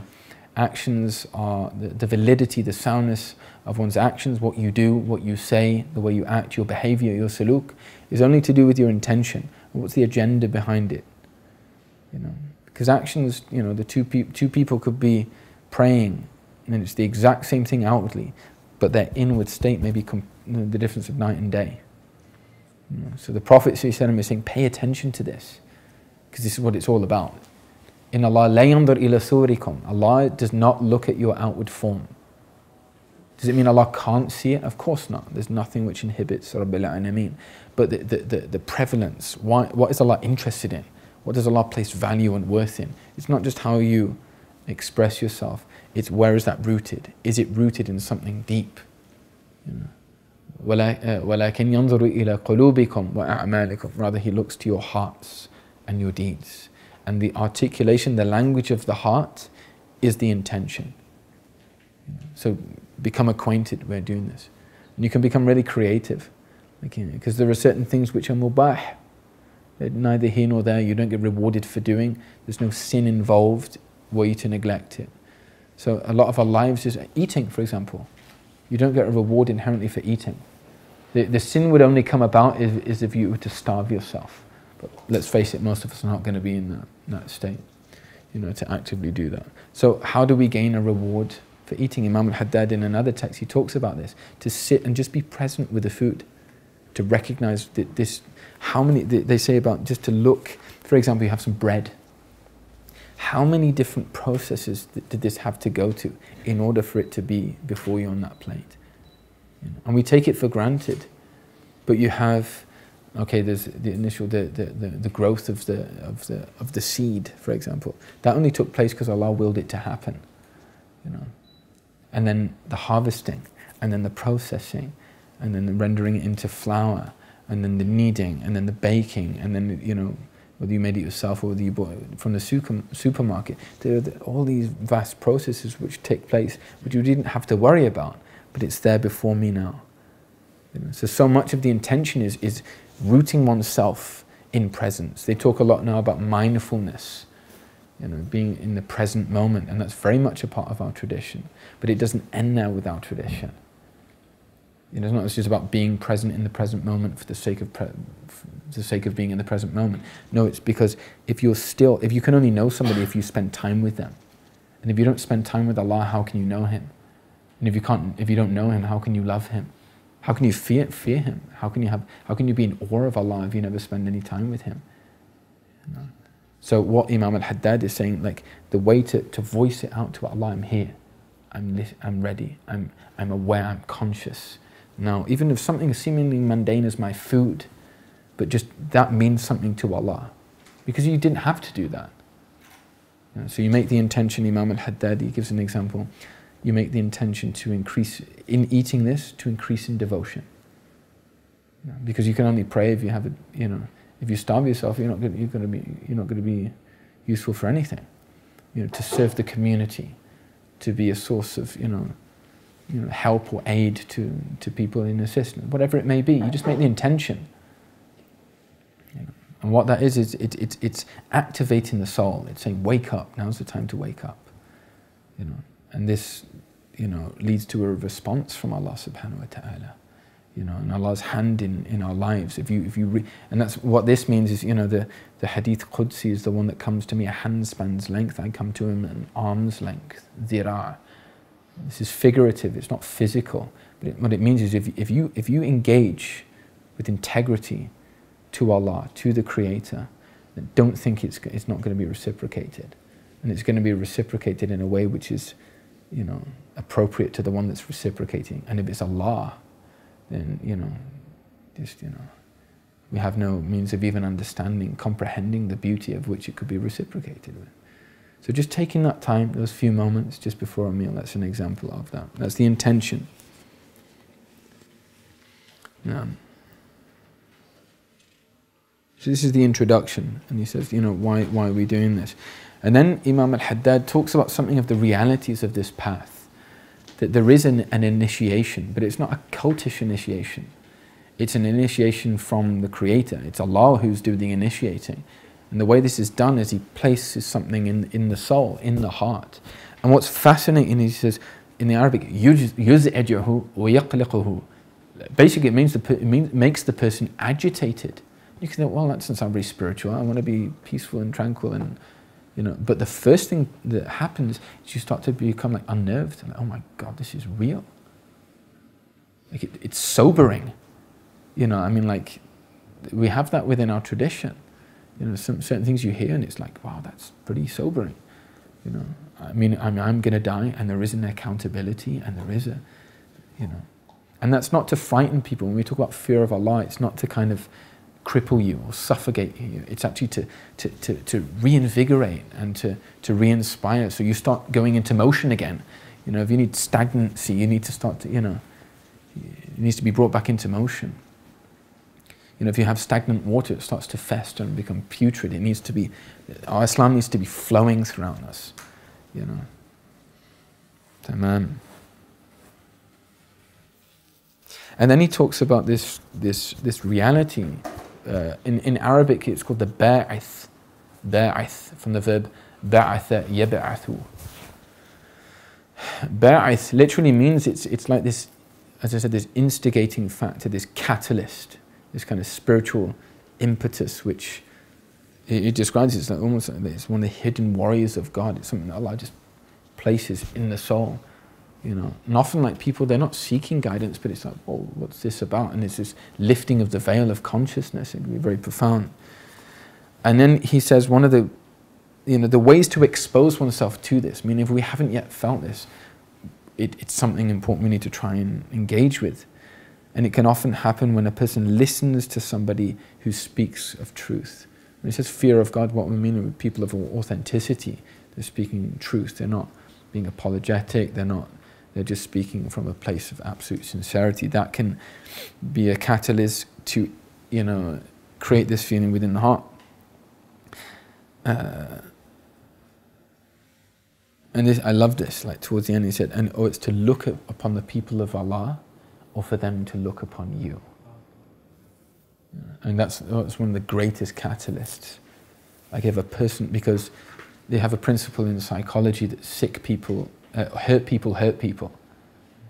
Like if you're hurt, it's very hard not to hurt others because there's this toxicity, unfortunately, within the soul, which is very hard to kind of prevent other people from experiencing. But the same is true with health. Healthy people make other people healthy. And there's, this idea of affiliation and association in our deen is so important. You looked at about like the Sahaba. Who were the Sahaba? They were the companions of the Prophet ﷺ. But why are they known as the Sahaba, the companions? Because their companionship was their greatest quality.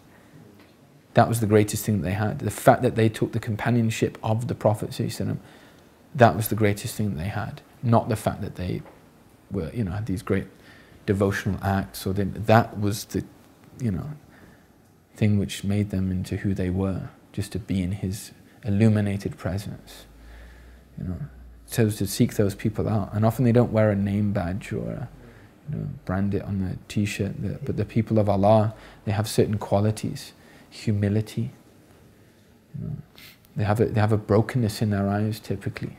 If you look into their eyes, they're always smiling, but they have an inner brokenness. You know, Allah said to Prophet Musa, alayhi salam, or rather he was seeking. And look at the questions of the awliya, of the anbiya, the prophets. This is if someone loves someone. You know, the prophets were the greatest lovers of Allah, and we forget this, but the prophets were lovers. They knew what love meant, and they came to teach people what love meant. And he said, "Aina ajiduka ya Rab? Where will I find you?" You know, who asks that question now? Because a lot of the question of the Muslims, and it's good, but it's like, how do I do this? It's technicalities. And that's why we're very unaccommodating of other people when we see them breaking. We try and catch people out on a technicality. Or they don't wear the hijab properly, or they don't do this properly, or they don't get the right style, shape, colour of beard. And it's just all these kind of like very, you know, and these things get misproportioned and, you know, misprioritized. You know, but where's the spirit of how do I find God? Because this is what the deen's about, and if it's not doing that for us, what are we doing? You know, not only are we stagnant, I think we're actually regressing and going back. You know, and Allah warns us in the Quran about this. You have the archetype of Bani Israel, the people that actually started to worship the path, worship the coordinates, worship the law. And if you start to worship the law because the law isn't God, it's a very subtle nuance. Not that we disrespect the law, but we understand the law, the Sharia, is, even linguistically, it means a path. But once again, it's a path unto something. You're seeking Allah, you know. And if we don't do this and we make these false idols of the law, then what starts to happen? The human being knows that the law isn't a God, so you can make, you can start to go around and find loopholes. If your sight is on Allah and catching the eye of Rabbil Alameen, how do you impress Him, Jalla Jalaluh? Then it's very hard to like, because you know that He's always watching and always listening, subhanahu wa ta'ala. So Sayyidina Musa, he said, how do I find you? And this is a prophet of God. How do I find you? Like, how do I experience your intimacy? How do I feel your touch? How do I experience you in my life? It's the pinnacle of Suluk. That's the end of the path. That's what those are the questions of the people that knew Allah. How can I be with you more? And Allah responded, Allah revealed, "Satajiduni inda al-mukassiratin qulub min ajli." You'll find me with those people whose hearts are broken for my sake. You'll find me with those people whose hearts are broken for my sake. And what does it mean to have a heart which is broken for God? I mean, a person they're in this world, but they're not quite of it. Those people that their hearts have become so refined, so cultivated, that they're constantly yearning. That was Rasulullah. When he was on his deathbed, they came to Aisha and they said, what did he say? And he said he's been given a choice. She said, what was the choice? He said it was the choice to stay in this world amongst us, or al-Rafiq al-A'la, to go to the highest company, back to Allah. She wept. She said, "Idan la yakhtarana abadan." He said, and he's never going to choose us. Like, she knew him, When after the Prophet ﷺ passed away, she said people came to her and they wanted to learn about him, and they said, what was he best at? What did he do best? And she said, everything. He did everything the best. There was nothing he didn't do beautifully, And for somebody, for one's spouse to say that about somebody is deep, because at home you can't hide anything, And but if there's one thing, that in the depths of the night, when everybody went back to the ones that they loved, he went back to his. Meaning he would spend the night in prayer, in intimacy with Allah, and just what was that? SubhanAllah. And there's that brokenness, because you can't experience intimacy if you've not experienced pain. And that's part of the wisdom of pain. Because if you've never been broken, how can you taste what it means to be mended and healed? That's why often, the idea of just having that, that to be comforted by Allah is such a profound spiritual state, And the people of Allah experience this because Allah tests them. They go through very immense tests. And the Prophet buried all of his children. We can't forget this. They all died. Went through immense tests. And the people of Allah have this otherworldliness about them. That's why they call to Allah, because they're not really with the people. Yeah. One of the people of Allah, he said, for 20 years people thought I was speaking to them, that I was just in a conversation with the Creator. Yeah.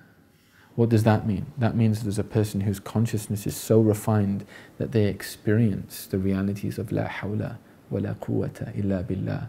There is no power, there is no movement, there is no change, there is nothing except through Allah. So they're so rooted, this is a bit deep, but it's awesome. Like, they're so rooted in that connection to the celestial, even the linear becomes kind of like, they're just, when they speak to somebody, they're seeking the reward of Allah. They're doing, and that's why they're the best people to be around, because there's no ego with these people. If you're constantly engaged in the lower, like in the dunya, you want your own rights, you want your own this, and that's why the people of Allah can forgive, because they don't harbor things. They say one of the greatest ways to get rid of the diseases of the heart is to fall in love. Because there are certain things which we can only forgive through love. Like if you can't love, it's very difficult to rationalize certain things. So to be around the people of Allah. And this was the Sahaba. A definition of a Sahabi is somebody who lived in the time of the Prophet ﷺ, looked at the Prophet ﷺ and believed in his message and died upon Iman. That's all. Not that they were scholars, not that they were, but just the power of that glance. And then they say, he looked upon them. Because there were Sahaba that were blind, but the fact that the prophetic gaze landed upon them had an impact. In the time of the Sahaba, they would, when the Prophet ﷺ passed away, if there was a drought in Medina, they would call upon the Prophet's uncle. And then, or they would, and in other instances, they would say, in the time of the Tabi'een, is there anyone amongst us that's seen the Messenger of Allah? And then they would ask Allah through the barakah, the presence of this person amongst them, and that illumination which they were carrying through the Prophet looking at them, and then the eye is very, very profound. We believe in the Prophet he said, al-aynu haqq, the eye is a reality. I don't like the translation evil eye, it sounds far too fairy tale kind of, but the idea of that a person's spiritual state can have an impact on another human being's spiritual state is absolutely real. And often we talk about this in a negative sense, but the same is true. Habib Ahmed Mashhur al-Haddad, he would say, just as this is true for the evil eye, if an eye is pure and healthy, it can also be transformative. And that's why sometimes spending time in the company of the people of Allah, you go away feeling slightly like, what just happened? And to taste that and experience that is one of the great gifts of Allah. La ilaha illallah. And then when the Sahaba passed away, they would say, is there anyone amongst you that's seen the one who's seen the Messenger of Allah? And they have this senate, like, anyone amongst you that's seen the one who's seen the one who's seen the Messenger of Allah? Sallallahu alayhi wa sallam. Alhamdulillah. So inshallah, if we're going to take one thing away, inshallah we understand something, that this path is real, it's authentic, it has implications to every single one of us. We're all on a path, it's just that whether we now become actively engaged with it and we start to understand the coordinates in which we're traversing. We want to know where our destination is, and we want to know the way unto it. And we're all at our own pace. Nobody's judging anyone. But we look to ourselves and we actively engage in this. And this is the sunnah, and this is the way, and this is the teachings of our beloved Prophet ﷺ. And the first thing is an intention. وَهَدَيْنَاهُ النَّجْدَيْنِ. We guide them to two paths. You have a choice which way you want to go. And the intention is to govern which way you want to, what's the form of your motion, which way do you want to be heading. And then also to know that if anybody's experienced this or wants to experience this reality, then they expose themselves to it by being in gatherings of sacred knowledge and Senate. Alhamdulillah, it's nothing from me, I'm nothing, but we have just the honor of, this is now a gathering of Senate. Because I've studied with this book, taken this book from people who have taken it all the way back in an unbroken chain back to Imam al-Haddad, and he took his knowledge and his teachers all the way back to the Prophet ﷺ. So any transformation, if it's real, comes through the light of that chain. Alhamdulillahi Rabbil Alameen. Hopefully it wasn't too intense and intensive. Hopefully it wasn't too light as well. We needed that. Allah bless you all. Thank you. Sorry for taking too much of your time. Inshallah, it's of benefit. Does anyone have any closing questions?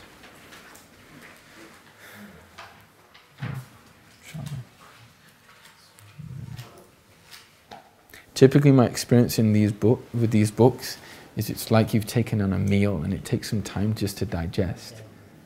And sometimes you have questions, you have thoughts, and it may be like in a day or two or three.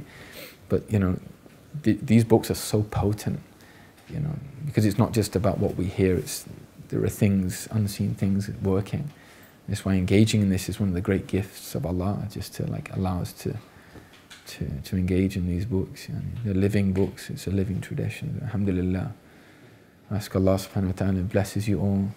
And anybody that came here with a need, that Allah fulfills their need and makes it easy for them.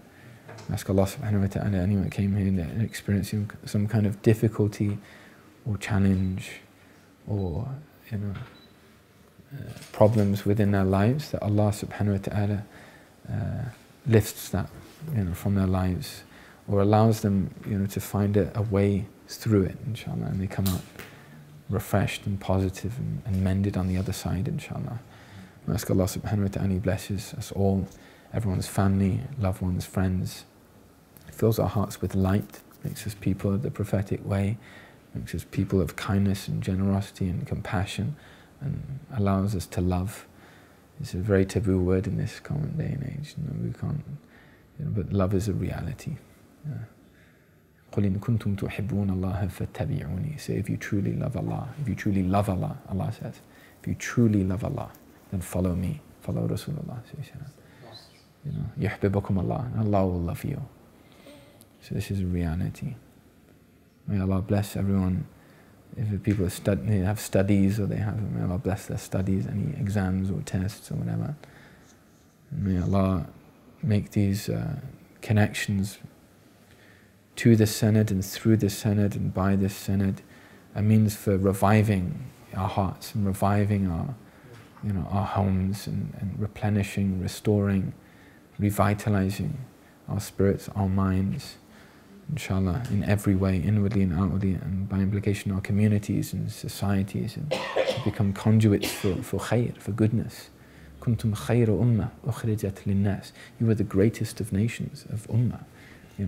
Ukhrijat linnas. You are sent forth to the people, not to be arrogant or to look down or to condemn, but to guide them to that which is good.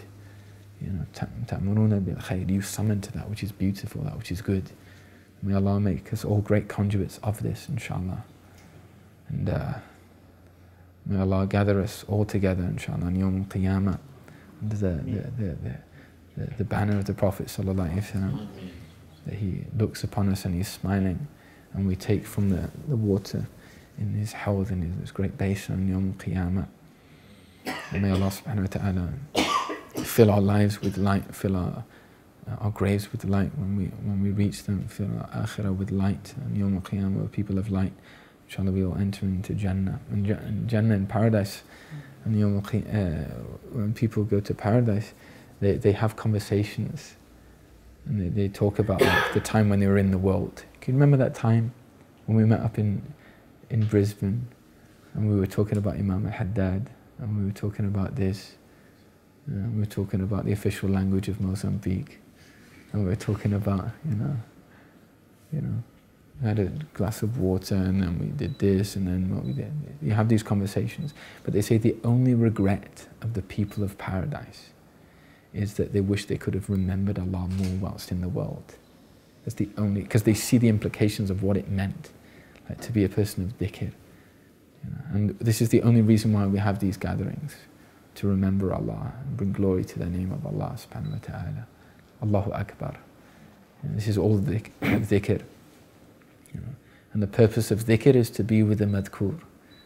The purpose of dhikr, remembrance, is to be with the one you're remembering.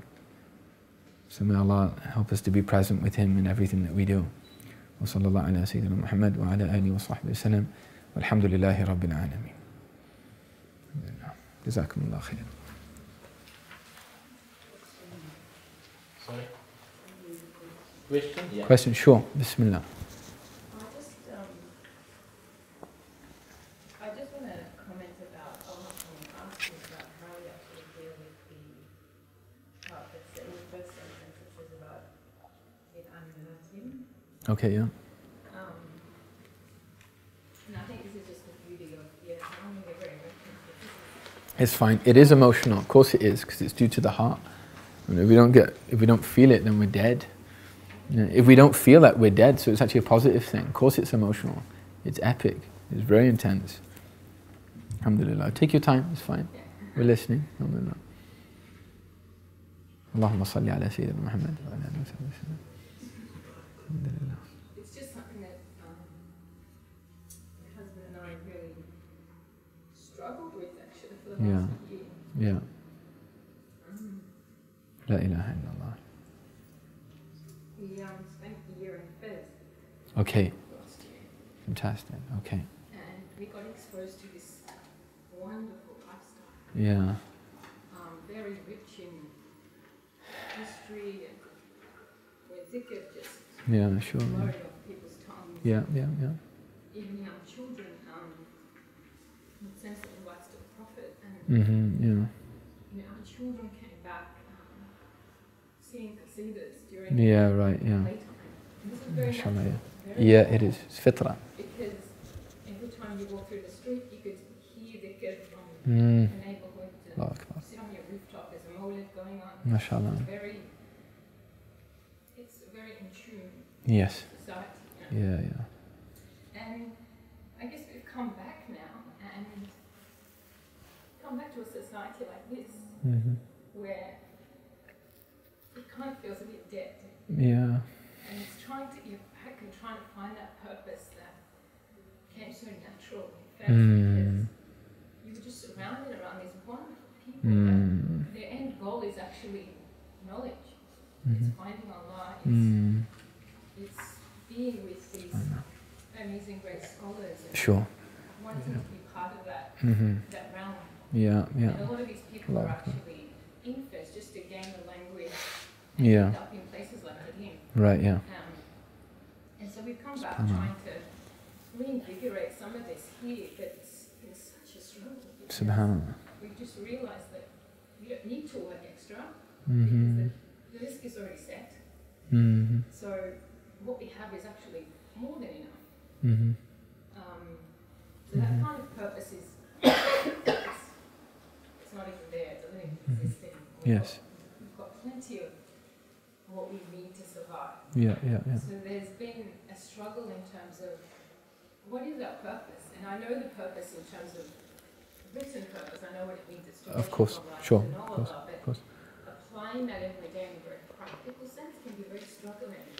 That's very true. Sometimes I feel like we just float and Yeah.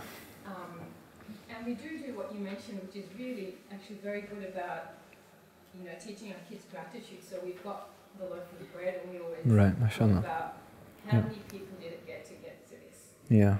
Let's be thankful to the farmer, to Allah, to Yeah, right. to all that, and that's great. But how do you actually get rid of this unnerving feeling where you just feel like you're not quite part of this Yeah.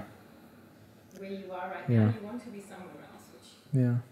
circumstances can't make that possible. Mm-hmm. How do you actually live harmoniously Mm-hmm. with this SubhanAllah. sort of unnerving?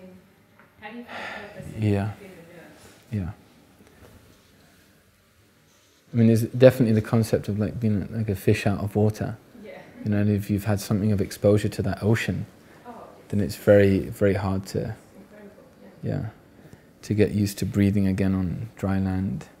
Allahumma salli ala Sayyidina Muhammad.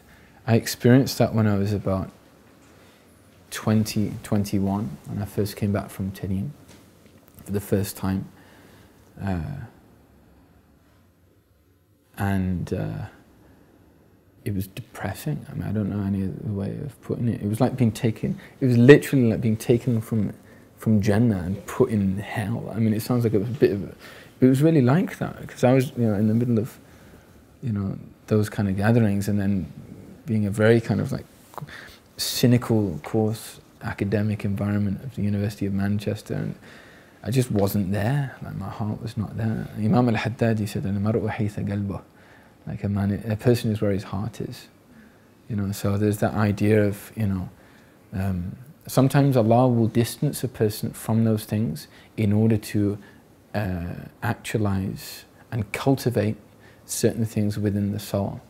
So for example, the idea of shawq, yearning, to yearn for something. You only yearn for something when it's been taken away from you. But that's a very high and elated spiritual reality.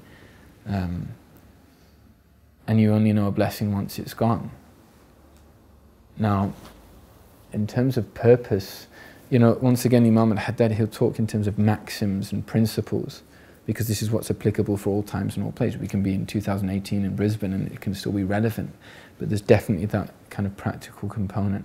And I'd say that's when it starts to get very, very nuanced and, particular to each one of our lives. And we all have subtleties and nuances within our lives, which affects the application of these principles, and everyone has their own unique path and purpose in that regard. So what I would say is, first and foremost, a recognition that's actually a very special feeling, and that's from Allah. And if, the presence of that feeling is also Allah bringing you through to something more refined. The idea of, being in presence, even if you're not physically present. And sometimes Allah subhanahu wa ta'ala summons people to that state in order for them to create something in their own environment. So the idea of when the Habaib, when they went to Indonesia, they missed their home, it was just dhikr, and so they created it. Khalas. They just made it there, and to start off small, it doesn't have to be grand kind of things, but if you have a gathering of dhikr and remembrance, teaching that which one knows, just spending time in good company, people that remind you of your purpose. But I wish I had a definitive answer. The one thing that I would say that's always I felt is very, very good advice is to connect yourself to authentic inheritors of the tradition. Because of the profundity of their insight, they're able to help with those nuances. Sometimes it can just be a simple word and all of a sudden everything becomes clear. And that's because they're not speaking of their own accord, they're speaking and Allah just thrusts a light into people's hearts through the barakah of their words. On a practical level, لا يكلف الله نفسا إلا وسعها.